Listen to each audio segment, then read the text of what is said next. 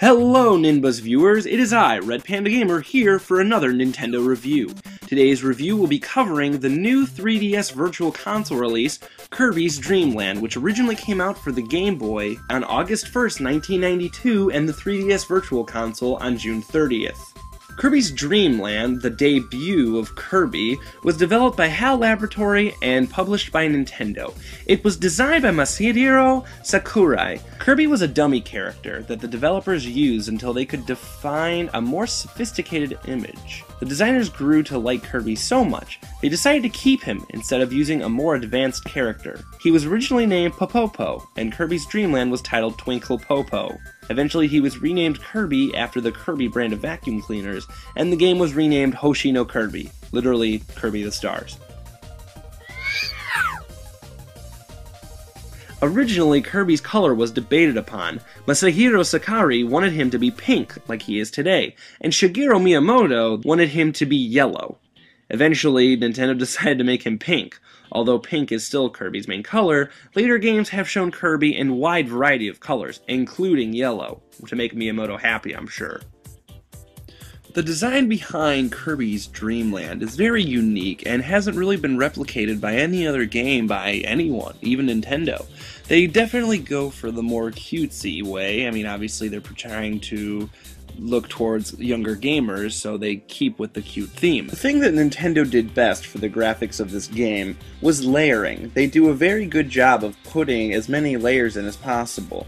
I mean, you'll have levels where you could have up to 5 layers between the enemies and then the floor and pillars and background and just everything.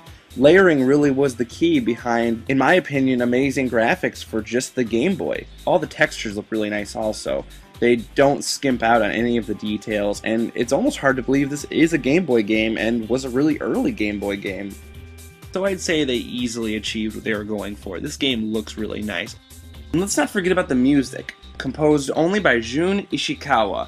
He was the only composer for this game and has been composing for the Kirby series since the beginning. The music, to say the least, is phenomenal. I love it.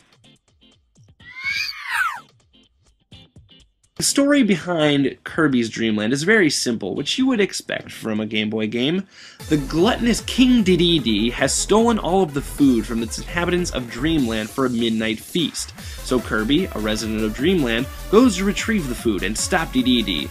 And that's really it. He goes through 5 different worlds, including the final boss battle, fights a mini-boss in each level, and then a final boss in every level. And then, in the end, sorry to spoil it, in the end, he finds Dedede, destroys him, and steals the food and brings it back to everyone. And the coolest thing about this game is after you beat it, you actually have access to a second game, which includes harder enemies and less health. Surprisingly enough, Kirby's Dreamland was one of the best Game Boy selling games. It has sold over 1.3 million copies as of May 28, 1995. And to this date, it has sold 5 million copies worldwide.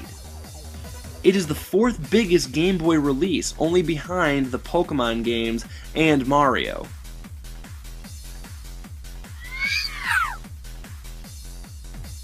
Sakahiro intended for Kirby's Dreamland to be a simple game that could be played by beginning gamers. Although at times, Kirby's Dreamland can be a little difficult. Kirby's Dreamland was very similar to most platformers that were out in the 90s. Very simple enemies, but a wide variety of enemies.